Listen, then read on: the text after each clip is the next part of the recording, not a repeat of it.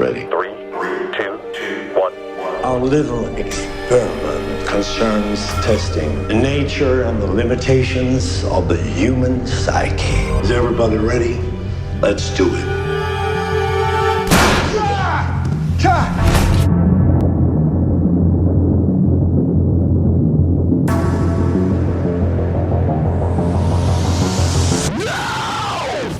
Well, everybody, welcome to MovieStrange. Hey, Drew, how's it going?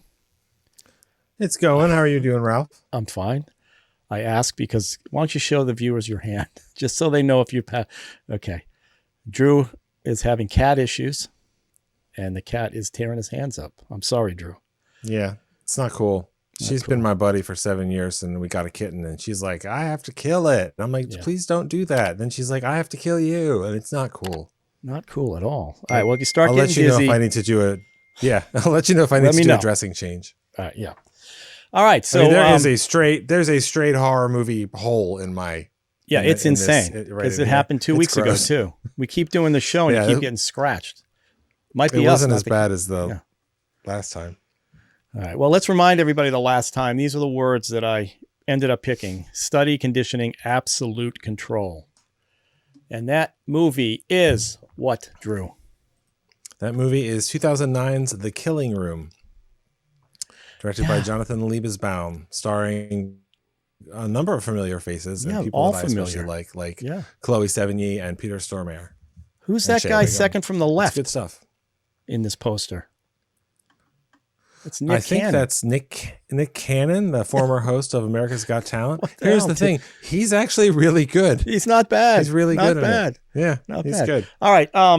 Let me show the trailer, and then you'll give a little brief synopsis, and we'll get into it. Interesting film. All right. I'm not going to say I loved it. It's interesting. It reminded me of a couple other films I've seen, but yeah, sure. Anyway. And it's got my favorite guy in there, Peter. How do you pronounce his name? Stormare. That guy, Peter Stormare. He's great. Yep. Always creepy. A MovieStrange favorite. Yes, he is. All right, here we go. Here's the trailer.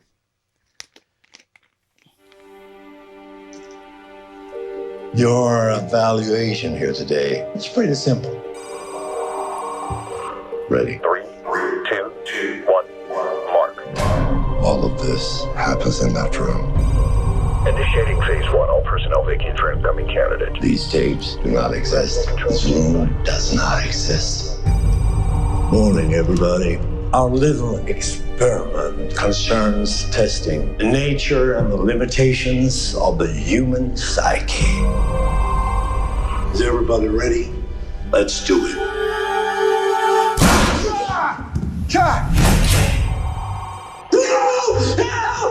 How are you getting away with this? Families, both are missing. Happens all the time. Please answer question. What number do Americans choose most frequently between 1 and 33? Sanctioned mind control was stopped 30 years ago because of civilian casualties. No! There's a more effective way to reach your outcome. Wait! No! You're wasting my time. You don't have the stomach nor the resolve. We're each gonna pick the same number. It's gotta be 7. 7's fine. If you have to terminate a candidate, you have to do it quickly. 7. Recognized. Next casualty selected.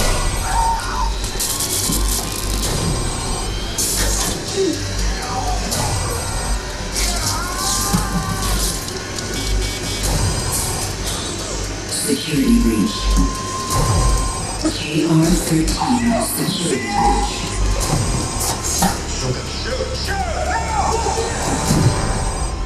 Secure all exits. You gotta help me. You gotta help me. Please. Never forget that our enemies have someone just like you doing exactly the same thing.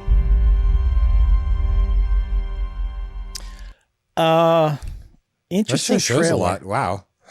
Interesting trailer given the minimal cast that participate in this thing. And anyway, go ahead, give a little synopsis, and then we'll get into some of the specifics.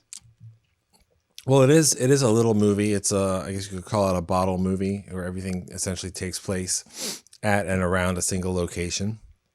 In this case, a room where 4 people are gathered to get paid to do a psychology study that turns out to be a much darker day for them than that. And it feels like other movies. This isn't a bad thing, but movies like Saw and Cube and some video games and things like that. But I really like it because it's little, but it really moves. Some people find it really boring. Yeah, I just got really into it right from the beginning, and I enjoyed it. And there were some genuine surprises, especially one main edit, which we'll talk about later, which definitely fooled me. And I enjoyed it. And I think I haven't watched it in a while, and I was glad to say I enjoyed watching it again. So yeah, it's I was reading some reviews while I was watching it because I was enjoying it. There's no question. I like these kinds of films. There's another film, same idea, a bunch of people in a room like this and taking tests, and they're getting eliminated one by one. I can't remember the name of that one, but the exact same premise, except not with the CIA, whatever the secret. MK Ultra. We'll talk about MK that Ultra. too. Yeah. And the trailer says based on a true story or true events or something. So I imagine, their human testing was going on, obviously Tuskegee, not Tuskegee. What's the one, giving the people shots and stuff like that. We've get a lot of history with this kind of stuff in our country. Well, I mean, MK Ultra is a real program. It is. It was investigated in the 70s by the Rockefeller Commission, and before the commission really got off the ground, the director of the CIA in 73 ordered all the records destroyed. So the theory is we'll never know what experiments they were doing in detail, although there are a lot of stories and victims that are known. And then, of course, the idea is, well, did they really stop? And this movie posits that they never stopped. Right. And it's something else. And at the end of the movie, you see a related name for what the project is. And I think it's totally plausible that they would continue doing stuff like this because they did it for a long time and then they, quote unquote, got caught. So they do it someplace else. Right. Conditioning is very useful to people. Yeah.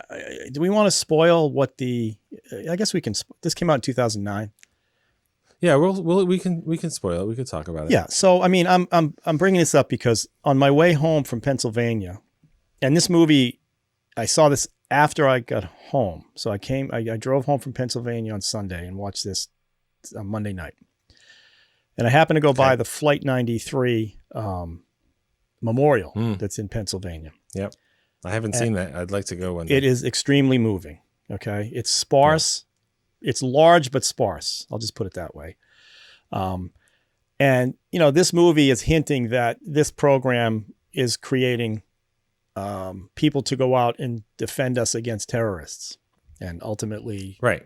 They're using this program to find the people that are going to be willing to do what needs to be done, which is self-sacrifice. Well, the problem is they're not going to be willing to do it. They're going to be molded to do it. And the movie, it's interesting. Right because the doctor comes in, Peter Stormare comes in and says, there are 4 phases to this. And we're watching the film thinking we're seeing all 4 phases. Right. When in fact, we only saw phase 1, ultimately. Right. And that was, I didn't see that coming either. That was a genuine surprise. Yes. Yeah, it's 4 phases, and it makes the ending, I think, very, very effective. There's 4 phases. There's 4 people in the room. They keep dying. Yeah. So we're down to the last person will be the 4th phase. But no, the last person is, congratulations, you've made it to phase 2. Phase indoctrination. 2. And that was the second big surprise that surprised me in the film. The first one happens very early on in the film. And it's quite shocking because it literally comes out of nowhere. Didn't expect it. You bring 4 actors in who are pretty well-known actors. Everybody in this is well-known. Sure. And all of a sudden, basically one is gone within the first 20 minutes of the movie. And that was a genuine shock. Genuine. Because I thought there was going to be a little more stuff going on before the first one goes, and that was it. So that started the thing. And then the last one where you realize this is actually only phase 1, and that guy, the last person ends up, like you said, in another room. Guess what? We're starting phase 2. Yep. So the whole scale of the movie is that they've been doing this for a long time. Right. And this is it's another test group. They're actually successful this time. That means they've been murdering people, and they mentioned that they'll just disappear. Just missing people disappear all the time. Right. and it's a very efficient operation that's trying to, identify a human to turn them into a weapon, but a willing weapon. And there's lots of different movies and other kinds of entertainment that are about that kind of manipulation. I mean, Brainwashing and The Manchurian Candidate, both versions. I don't know if you watched Homeland, that show on Showtime. I know. No. I mean, it was quite good, actually, at least the first few seasons. And, the idea was that a veteran who returned home from being a POW had been conditioned. He'd converted to Islam, which is fine. And that was his new life. But he had been also conditioned to be a suicide bomber. And there is a scene in the series where you really don't know if he's going to do it or not. And this movie had some moments like that where I really wasn't sure what was going to happen next. And I don't know. I appreciate that. It's a very sort of simple movie, but there's a lot going on. And I want to give a lot of credit to just the basic stuff of the movie making, the editing and the score. And they put you in the room with these poor people while you're also outside of the room hearing what's going on. And so they're making discoveries that they think they've found it and they're going to get out. And then you hear in the control room, they've located item 7, stuff like that. But you still feel like they might get out. Like, it's very interesting the way the movie it's a weird, manipulates you. because you're hearing the technicians or whoever the people are that are directing the whole thing. They know everything going on at every second. And we kind of know that. Now, supposedly our surrogate or our person who's supposed to represent us is Chloe, who comes in as kind of an innocent, but wants to be part of the program. And most movie tropes would be that she's going to be the one that's going to save the day. I felt like that until about 40 minutes in. I said, then I was like, no. She's not going to. She's starting to go here.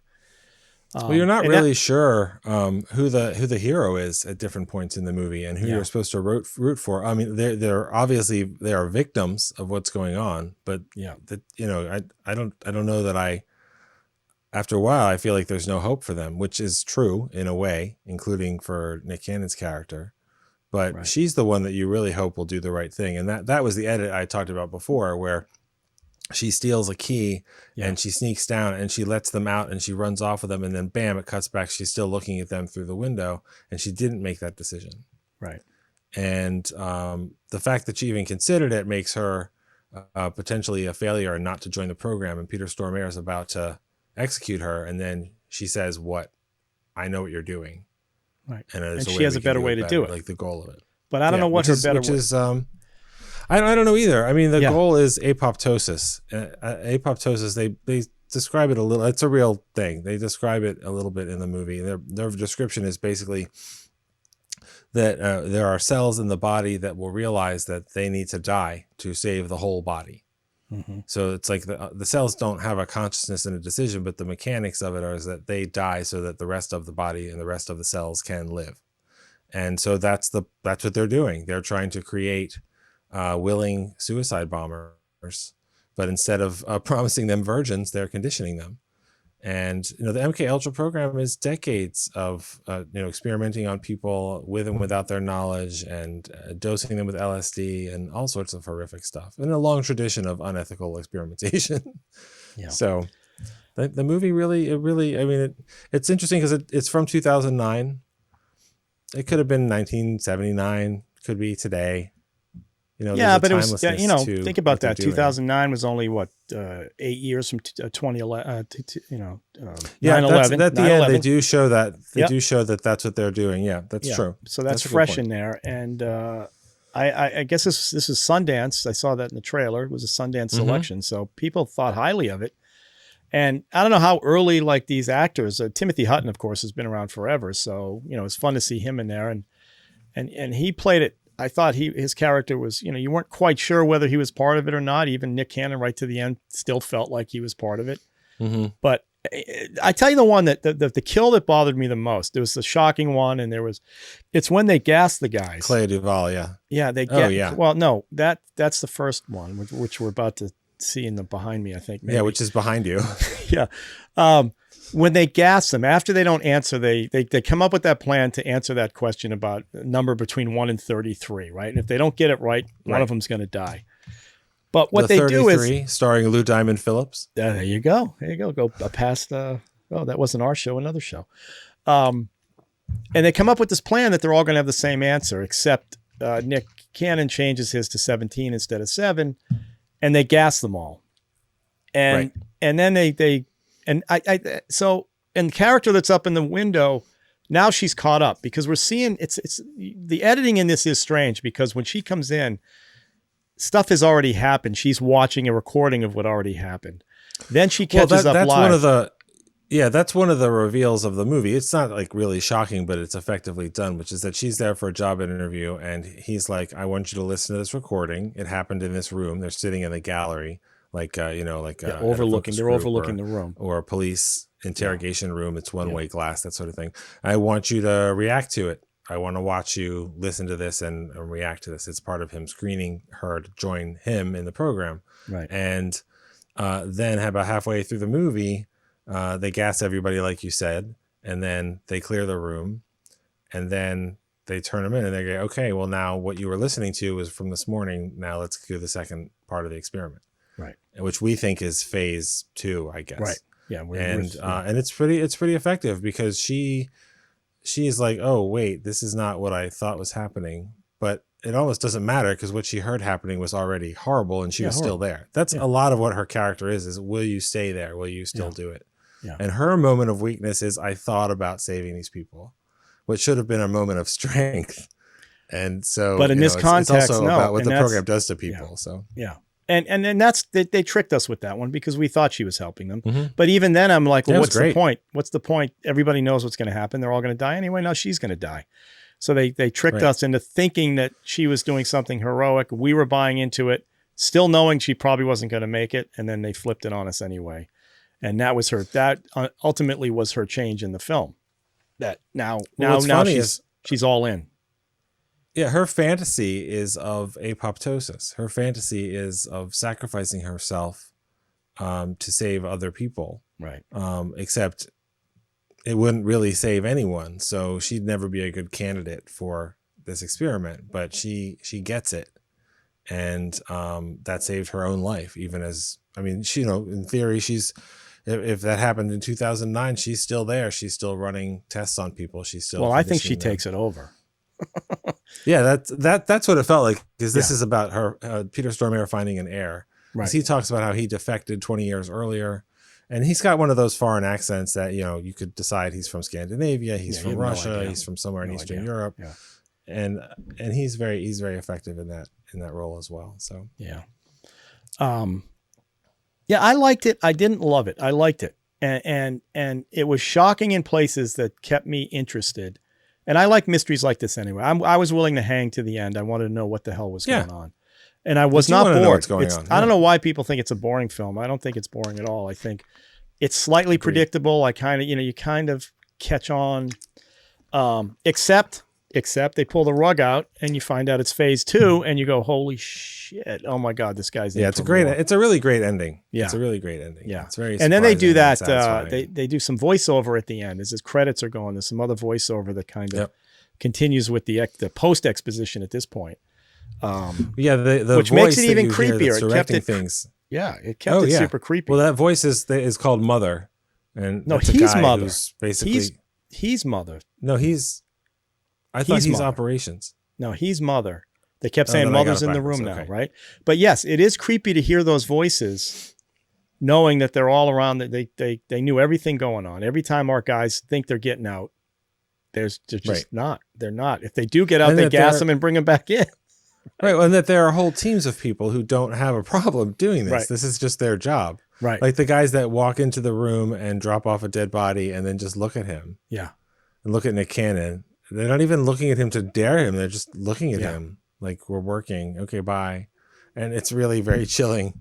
Yeah, and they're given guns. I mean, guns are thrown into the room with one bullet maybe. I forget if it's one or the whole. No, the clip was empty. One bullet in the cylinder. One in the chamber, yeah. Yeah, one in the chamber. And it's a good one. Good one. There's not much more I can say about it except that it's a pretty tight little thriller. Very depressing, very upsetting. There you go. There's the first shock right there. It's pretty shocking. It is shocking. It comes out of nowhere. I think, this kind of story has been told before and will continue to be told. I mean, there's a lot of this type of idea in, it's for a different purpose, but in Squid Game, which was the most watched I haven't seen one show in the world. Something like 160 million people have watched it or something. It's quite good, but it's essentially about people who are going to go play a game to earn money to pay off their huge debts. But why and what's happening and what happens to these people and how much of their own agency do they have and all that kind of stuff. It's very interesting. And what this movie really reminded me of is it's one of my favorite video games. It's one of the best video games of all time. It was a spin-off of the Half-Life games called Portal. And it was originally essentially a small game included with a much bigger release. But in Portal, you are the main character. It's first person. So you can see your hands and stuff. There are no guns. It's quite violent, but there are no guns. What you have instead is a gun that shoots, it's not a weapon, but it shoots portals. So you shoot the blue one here and the orange one there, and you can go through the blue one and come out the orange one. So the whole thing is these really challenging puzzles, but how to get out of these rooms. But the whole premise is that the reason you're doing these puzzles is because you are in a test environment that is mostly stark and white, and you are being put through tests of all sorts of things, morality, intelligence, and all those things. But the what's running the test is a computer called Gladys that's completely insane. And also the whole thing is very funny and weird. And there's all sorts of lines and memes and before memes and all sorts of stuff. But the idea of people getting stuck in this. Oh, it's fantastic. It's a great challenge. It's some of the best writing that's ever been done for a video game. Because I like video games. You let me shoot some Nazis or aliens or zombies or Nazi zombies up. That's fine. Portal was really clever and very funny. And you never thought like you could feel an emotional connection about the loss of a cardboard box, but you will. You totally will. But it is in this test environment. And so as soon as I saw this movie, I was like, oh, I don't mean like it's ripping it off. It's just that's a familiar environment. And I think they did a great job. I mean, they went down to Louisiana, they built a set.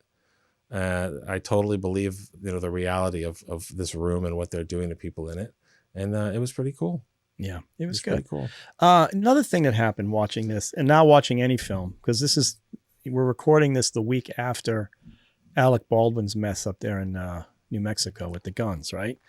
So I'm not sure you should call it his mess, but yes, it's a mess. It's a huge mess. They're trying to figure it all out now. It's a mess because a woman got killed for no reason other than the fact that the protocol wasn't followed. Got killed and the director got injured. Yeah. Yeah. And now you're watching these. Helena. I saw No Time to Die this weekend and this film, a lot of gunplay in all these films. And it's just making me super aware of just how many guns are in movies and how something like that, how that can happen in a film is just shocking.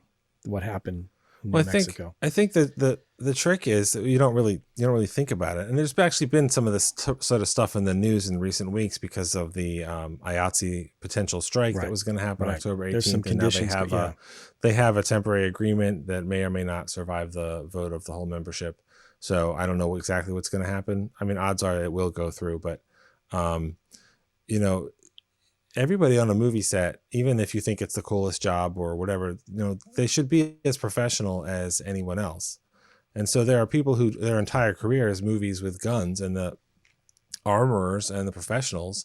Like, I don't really think Tom Cruise is ever concerned he's going to get shot by somebody being careless on a Mission Impossible movie, because the people who he hires are professional and don't do that. I mean, my favorite movie of all time, Mad Max Fury Road, is nothing but stunts and real vehicles and gunfire and lunacy. And nobody got shot and killed on that movie. Right.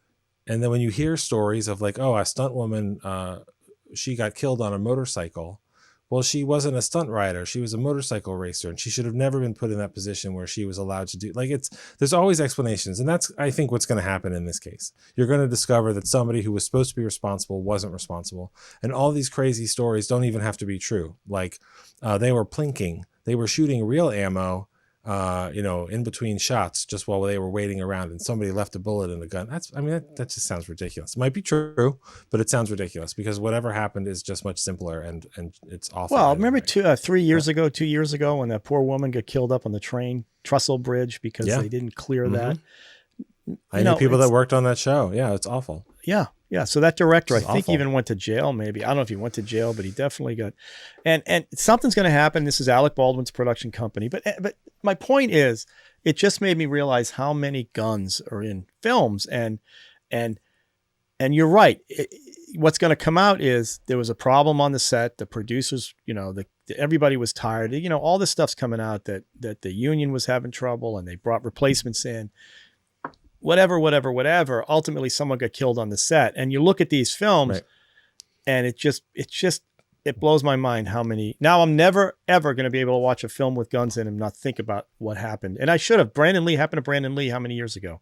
He got shot by 1993 right. or something. He got So I'm not killed by a foolish live enough to bullet. think it's Yeah. never happened, and this is different. But I don't know. I'm just more aware of it now, given everything that goes on all the time, and it kind of ruins the films now, because I was watching No Time to Die, and there's nothing but guns in that all over the place, including the woman, young, what's her, Armis, whatever, De Armis is great in that film. Ana de Armas, yes. And she's swinging around. I haven't with seen the machine movie yet, guns but I and- really like yeah. her. Guns everywhere. And it's just like now every movie, that's all I'm thinking about. So anyway, having said that, Well, if I you want to re- watch a movie that doesn't have guns, then you can. I'm not saying you should watch it because I don't love it, but Dune has no guns. I was going to, there's a Dune's choice all between swords Dune and or knives. No Time to Die. And I wanted to see, I got to immerse myself in Dune. And I thought No Time to Die would be a little lighter. Not so much, but it's Isn't great. that like 3 hours with a bummer ending? It's great, but it's a great film. I think, Okay. I think It's on Daniel my Craig list. did a great job. The film did a great job. I really enjoyed it. I know people are upset, whatever. It's getting great reviews, except for, a couple other things. But anyway, just brought up guns. Anyway. All right. So I liked this film. Didn't love it. It was tense. It had a couple of, and not shock for shock's sake, except for the very first one. But I thought they were all like when you see horror movies where they're just doing jump scares just to get you jerk you Right. awake. This one there's reasons for every one I'm of sorry, these. jerk. What was that? Jerk. That's what? right. What was Exactly what I said. Exactly what I said. that? That's what I thought. There was enough shocking moments that were organic to the film that I really enjoyed. And when you put actors like these in there, Nick Cannon, I don't care, but the guy Shay. Well, but he was Ringo, a surprise. he wasn't Nick Cannon bad. was He good. wasn't bad, but I didn't he was a expect little. him to be good in it. It's a little. Everything's cliche. Everything's a cliche. What are you going to do? But I'm sure. and Timothy Hutton's always a But pleasure yeah. to watch. Timothy Hutton's good. Shea Wiggum is good. I mean, Wiggum. what if I picked one person that drew me in? I like Clea Duvall, even though she's not in the movie very long. I'm a huge fan of Chloe Sevigny. Yeah, She me too. does so many projects that are interesting, and even when it's a project that ultimately I don't really end up liking, it's never because of her. I mean, Yeah. she did a series, 10 years ago, maybe more. It's called Hit and Miss. It was only 4 or 6 episode miniseries, but she plays a transgender assassin who's trying to take care of a family, and it's just awesome. Like Wow. you just don't know what's going to happen and what they're going to do, and it's a thriller, and it's a comedy, and it's a romantic story, and all this different stuff. And there aren't too many people who I would say I'll follow you anywhere, I'll give you a shot anywhere, but she's definitely one of those actresses. So I mean she's one of the people you're not sure if the movie is really about her at the center or not. I really thought And the she was movie is gonna essentially about her. It's her job Yeah. interview. I thought she was going to shoot That's what the the movie doctor is. at the end. I thought he was Yeah. going to be the last. But again, Yeah. that's what's good about the film, because it takes what you think is going to be a cliche and just completely turned it around and ended with that beautiful pull the rug out from under you that you got to give the guy kudos, the director and everybody kudos, because Yep. I never expected that. And it was great. All right, so on to the Good. I'm next glad set you of enjoyed it. words. Now it's time for 2 movies, 4 words. Oh boy. Solitude, Silence, Suicide, Sacrifice. Oh, I don't know if I can take that. Barren, Sorrow, Tree, Ravenous. You know what? I can't deal with that one. I'm going to go Barren, Sorrow, Tree, Ravenous. I am so glad that you did. Have you ever Really? heard of Jan Svankmajer? No, I have not. He is a legendary Czech filmmaker, mostly famous for unsettling claymation. Oh, what? Okay. You may, if you start to look him up, because you'll want to learn more about him, especially after you see the movie. Yeah. You might realize, oh, I've seen that one before, and that's really weird and creepy and just really unsettling stuff. But Little Otik is a live action movie with claymation in it, and essentially there's a couple, they can't have children, and the husband feels terrible that his wife can't have a baby, so he makes a piece of a log into a baby, and she carries it around like a baby, and then it comes to life and is very hungry. Oh, and it's really that's a claymation really one. Like Spankmeyer. No, that's what you're gonna watch. Little That's Otik. what I'm It's watching. live This action one. and claymation. Oh, Yeah, live action and claymation. okay. The So name I think again? that, Give me the name again. Little Otik. Otik is Otik. I'll tell you where to get a copy. Okay, good. All right, Yeah, these young are getting Spunkmeyer. Young Spunkmeyer. Spunkmeyer is famous. SVANKMAJER. Don't worry, I'll write it down for you. Thank you very much. Oh my goodness. Okay, wow, they're getting a little weird. I got to say, you're pulling some. You're welcome. Some. Well, I got to tell you a story. Our friend Uncle Al. Yes. We had a going away party for a person who's leaving work. That's what a going away party is. I'm redundant, but It can be. it's the first time we've all gotten together in 3 dimensions, right? It's an actual, everybody's, Oh, wow. at my company, everybody's double vaxxed, and you got to prove it to get there and all this. I'm getting my Uncle booster Al, very soon. and it was Uncle Al's, his boss is leaving, took another job. So Uncle Al had to come. He had to come. Uncle Al showed up in his Frank mask and never took it off. Never took it off. That's amazing. And I've never seen him walk taller. I've never seen him more confident than he was that night. And he's literally drinking beers out of a Geographic, gave everybody glass straws, right? So he's got glass straw drinking beer in the Frank mask. I drove him home that night, and he didn't take it off till about halfway home. When I said, I was going to ask you, dude, you got to take it off. Before. I can't do this. It was so realistic. And then he told me, I didn't know how much it cost. I didn't know he had to get his skull measured to make sure it fit, because it's a custom piece he had made. It fits the jawline. I mean, he was good. He talked for 4 hours at this party, never took it off, and was not uncomfortable. It was crazy. Anyway, just want to tell you. Thank goodness it was around Halloween. No, this was 3 weeks ago now. No, it was definitely a costume party. So it worked out well for him. Seriously, That's funny. he looked Good for taller. He looked taller than he ever has. So anyway, how was your Halloween? Did you do you have people come out? You're in the country. Do you have anybody? No, we're in the country. So we didn't have trick-or-treaters, but that's okay, because the day before Halloween is my wedding anniversary, and I took my wife to Pennsylvania to the Wolf Sanctuary, which was amazing, and everyone should go. Yeah, you mentioned that a couple of that's times. near the town of, it's great. And the sanctuary is near the town of Lidditz, Pennsylvania, which I is love Lidditz, town. Pennsylvania. And there's a lot of chocolate. That's my We brought favorite. home a lot of it. That used to be my go-to for 4th of July. I love that place. I'm sure it'd be fun up there. They used to don't do it anymore. They used to do an amazing, because that little town looks like straight out of Rockwell. I mean, if he painted a small town, it would be that town. Mm-hmm. I love that place. The Wilbur Chocolate Factory. That's what you're talking about. They got the pretzel factory down there too. It's beautiful. Yep. So the sanctuary's near there. It's right outside of town. Yeah. Oh, like wow. 2 miles away. I had no idea. Yeah, it's beautiful. It's a whole bunch of wolves. They were not going to be returned to the wild. They are rescued from, they're wolves and wolf hybrids that are rescued from. And how do you interact with them? Are you roadside zoos? Well, there's a volunteer who shows you around, and the volunteers if you volunteer more than 500 hours, you can pet them through the fence. Oh, wow. But we can't touch them. And that's fine, because they're wild animals. You don't need to touch a wild animal. But they're quite social. I mean, you can see why people think wolf hybrids are dogs, even though they're not dogs. Right. But it's beautiful, and it's a place of really just incredible dedication to saving these animals. And it was. I had no idea that was there. It was a lovely day. It's like an hour and a half away. That's not that far. It's an easy ride. Wolves and chocolate. It was a good combination. Job. All right. Well, nice one. Good week. This was interesting film. And like I said, coming off that Flight 93, if you ever get a chance, you should take a look at that too. I do want to see that, yeah. it was an interesting watch after that. Given the whole reason for the program here, it was pretty relevant. So anyway, all right, stay healthy. Keep that hand away from the cat's mouth. Oh my God, I'm so sorry. All right, I haven't bled through it, so that's a good. That's sign. good. It's a good sign.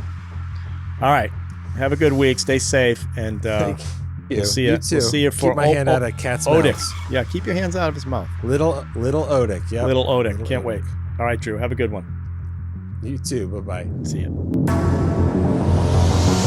ya.